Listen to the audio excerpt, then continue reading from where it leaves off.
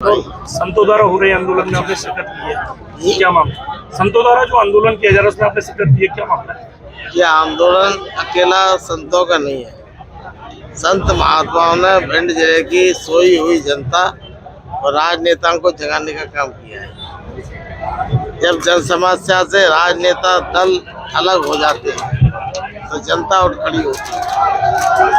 वही आश्वासन आज है कि लगातार जब ये नेशनल हाईवे 719 प्रारंभ हुआ उस समय ट्रैफिक था 1500 से लेकर 1800 पर डे। आज ट्रैफिक है इसी 715 हाईवे पर 15 से लेकर 18,000 20,000 पर डे है। और उस समय छोटे छोटे ट्रक चलते थे, आज उससे 3-3 4-4 गुना बड़े ट्रक चल रहे हैं जिनको हाईवा बोलते हैं।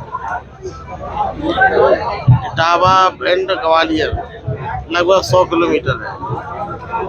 आज लगातार इस मार्ग पर हर दूसरे चौथे दिन 2-4 दुर्घटनाएं घटती हैं। नौजवान, किसान, महिलाएं, बच्चे मौत के घाट चले जाते हैं। भिंड जिले की जनता ने लगभग 2 वर्ष से 3 वर्ष से मांग की, धरना प्रदर्शन आंदोलन भी चलाया, लेकिन नतीजा नहीं निकला। जो आंदोलन मजबूती के साथ होना चाहिए था वो जनता का आंदोलन नहीं बन सका, जन आंदोलन नहीं बन सका। संत महात्मा इस बीच आए, उन्होंने नेतृत्व संभाला और भिंड जिले की जनता और राजनेताओं को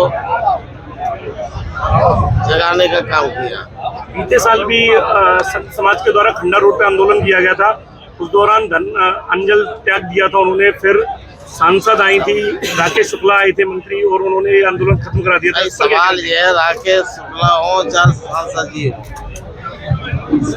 ये टोल टैक्स का जो ठेका है वो भारतीय जनता पार्टी के आगरा के भारतीय सांसद भाजपा के नेता का है। टोल तो 2017 में खत्म हो चुका है। 5-7 गुना ज्यादा टोल की लागत से ज्यादा मूल वसूल हो चुका है, जबकि नियम है पूरा टोल वसूल होने पर उसको टोल की जो टोल टैक्स है बंद होना चाहिए, लेकिन वो भी नहीं कर रहे। लगातार जारी है, समय बढ़ाते जाते हैं, जनता को लूटा जा रहा है।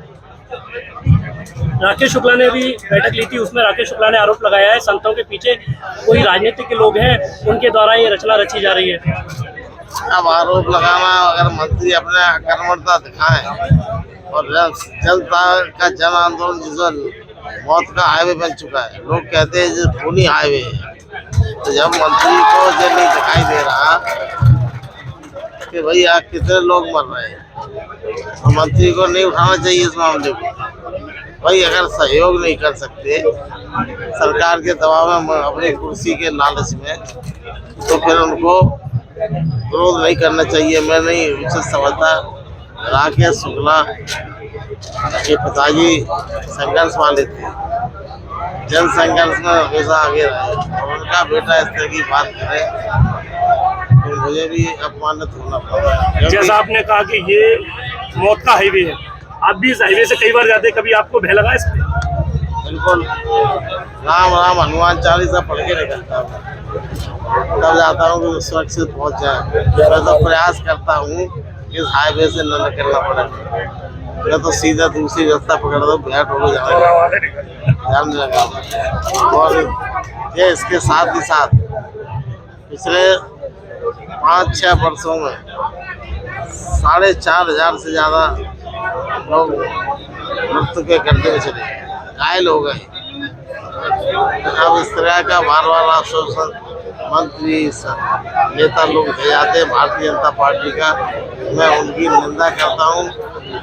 आप जनता ने तो सुना है, अपनी ड्यूटी करा, जनता की समस्या है, प्राण बचाने के लिए कम से कम इतनी शर्म करके नेशनल हाईवे को सिग्नल बनाने की मंजूरी दिलाए।